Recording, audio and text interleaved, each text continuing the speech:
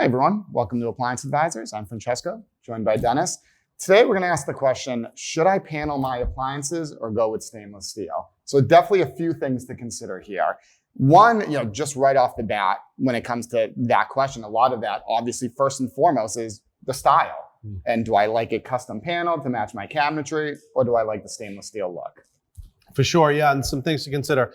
First, let's just talk about style and design, making sure that whatever you panel, can it truly, more often you want it to be flush and go away. And that's really important because there are certain brands, certain appliances that are still out there, believe it or not. American dishwashers. KitchenAid is an example. You can panel the dishwasher, but it is going to stick out from a standard cabinet, absolutely unequivocally, about 3/4 to a full inch beyond the rest of your cabinet doors. There's still some counter depth refrigerators out there that can have panels. Now, there are some that are out there that are counter depth that can be totally seamless and go away. But the point is, first, you want to make sure, can your appliance actually be installed flush if you're paneling? Because I got to assume you want it to be flush and kind of look like a cabinet or a pantry or a door at that point. That's absolutely one. And then looking into the second part of that is the actual technical dimensions of the appliances, because not all two are the same. So that's just part of that kind of discovery. But I think it's a popular finish. There's some kitchens where just the way the run naturally lays out, it feels like a lot of maybe stainless or just too much of one thing. So paneling does take some of the curse off of that. Break it up a little bit. There's some cleaning benefits maybe. You know, some people think stainless shows everything, although you should clean both probably, but a little bit more hidden with the wood.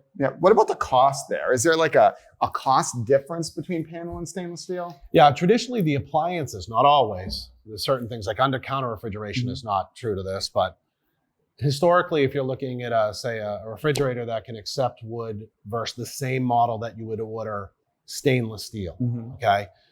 Traditionally, the units cost, if they're what we call panel ready, requiring a wood panel, they generally cost anywhere from $1,000 to $1,500 less, depending. I mean, if we're talking about brands like Sub-Zero and Thermador and those types of brands, it's probably running average. It used to be true that, those panels, generally, if the fridge costs, say, $1,500 less versus the stainless steel version, the cost of the panels generally ran about $1,500 to $2,000. So in the end, the net cost to you was pretty darn similar, and you could get a very customized look, and it was very popular. It is still very popular today. Probably 50 to 60% are still paneled when you get into these categories, because that's just kind of the look they're trying to achieve. A lot of times these are big pro refrigerators or dishwashers that are made to last 10, 15, 20 years. So you're going to be looking at it for a while. So people just kind of do what they love. I think now, post-COVID, with the cost of everything going up, we kind of did a deep dive and a road trip recently to a bunch of our kitchen design cabinet partners. And it was everywhere from shops that do more, work with an actual brand manufacturer. I don't know, Schrock or whatever the brand might be. And we looked at what a semi-custom or custom cabinet, if that cabinet retailer wasn't making the cabinets themselves, they were going to a third party and say, hey, can you make this custom panel for Mrs. Jones? We'd come back and find out that the running average was about $1,000 a panel coming out post-COVID. We then went to custom shops that there is somebody that's making it in-house.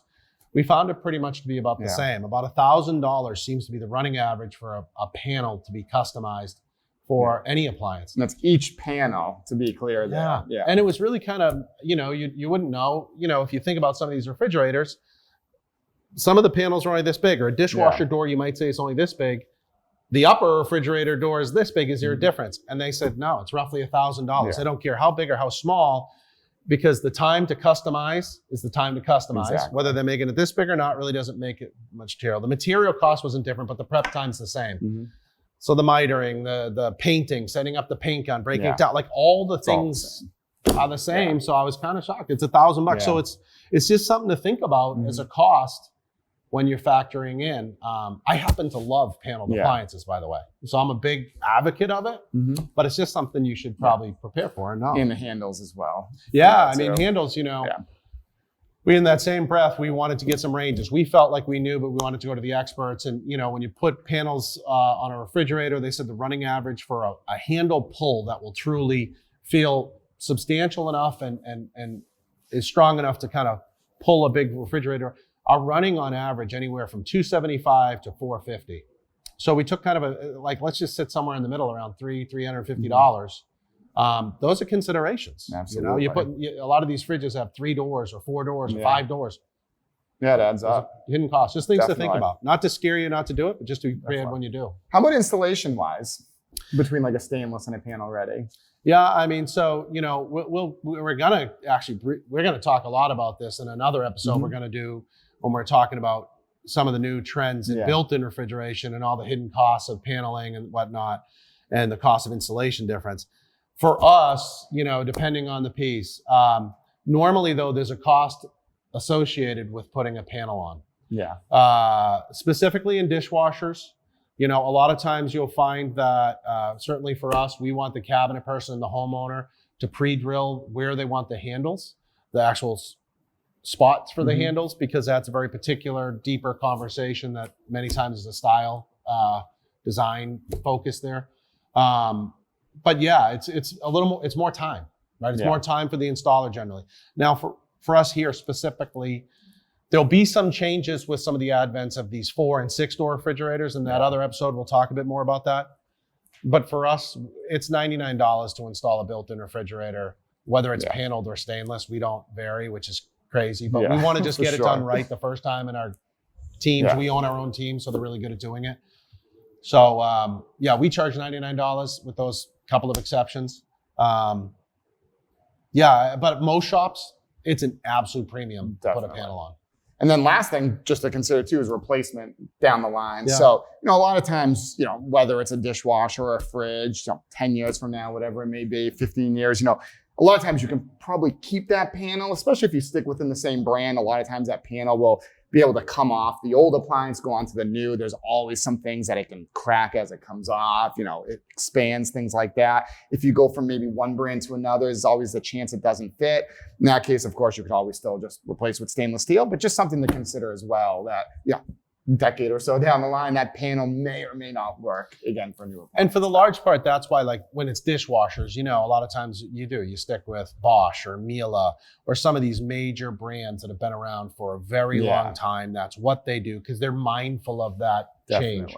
But we just saw it with a legacy brand like Sub-Zero, and their whole chassis is different. The panels are absolutely different and will not retrofit to an old unit. And up until this point, they used to make retrofit kits and you could make it happen. But this new style, different, totally different. And I think they're improvements. They're major improvements. They're design improvements that needed to be made. But, the good news is, I guess, generally a Sub-Zero lasts 20 years. So, exactly. Worry about it down the line. All right, so that's going to do it for today. And don't forget to follow us on social media for appliance tips and updates from Yale Appliance. Your feedback is what shapes our series. Like what you saw? Give us a thumbs up, share it with your friends, and drop your thoughts in the comments below. We love hearing from you. Stay informed and inspired on all your appliance needs. This is Appliance Advisors signing off.